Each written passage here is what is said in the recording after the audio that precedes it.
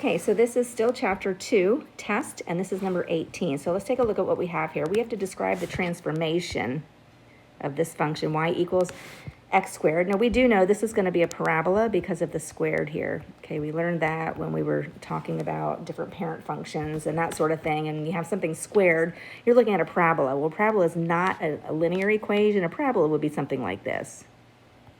Okay, so your points would be set out in such a way on your coordinate plane, you know, to look something like that. Okay, so that's just to kind of keep in mind what a parabola looks like.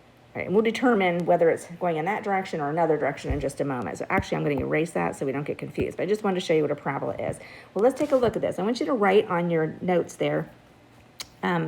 Remember what Mr. D says. He says, if you have anything that's inside parentheses or inside an absolute value symbol, then we're looking at doing what's called inside opposite, and whatever's on the outside remains the same. Well, what does that mean? Well, remember, whatever's on inside the parentheses, we're going to do the opposite.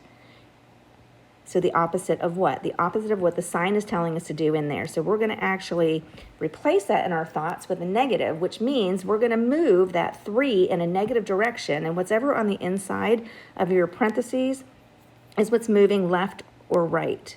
Okay, well, if it's moving in a negative direction, then we know, thinking about a number line, it's going to be moving to the left. That's a negative direction. Or even on the coordinate plane, it's easy to think about. If it's negative, it's moving to the left. So we know that this is transforming to the left, 3. We'll put 3 to the left. And then we look at this number right here to determine how it's moving, whether it's moving up or down, and how many it's moving. Well, in this case, outside remains the same as Mr. D said, so it's going to be moving down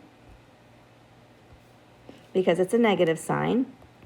How many down? Well, whatever the number is there, 1. Okay, so we're looking for one that says 3 to the left and down 1, so that eliminates this, 3 to the left and up 1, 3 to the left and up 1, so it's neither one of those two.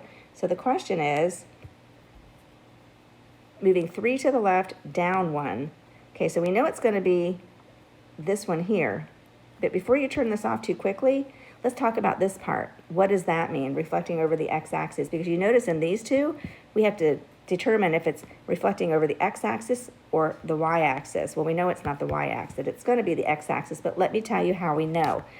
This little sign right here, that negative sign on that 2 at the very beginning, tells you how this parabola is reflecting. And because it's negative, it means it's reflecting downward. So on your coordinate plane, you have your x and y axis here.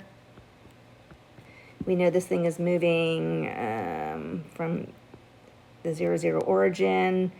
It's transforming 3 to the left, 1, 2, 3, and down 1. So it would be positioned here. Okay, and you can tell it's downward. It's actually reflecting over the x-axis. So that means that there would be something original, you know, up here, and it's reflecting downward. Okay, so that would be the answer and how you arrive at all 3 of those parts, whether it moves left or right, up or down, and which axis it is reflecting over. And that is number 18 to chapter 2.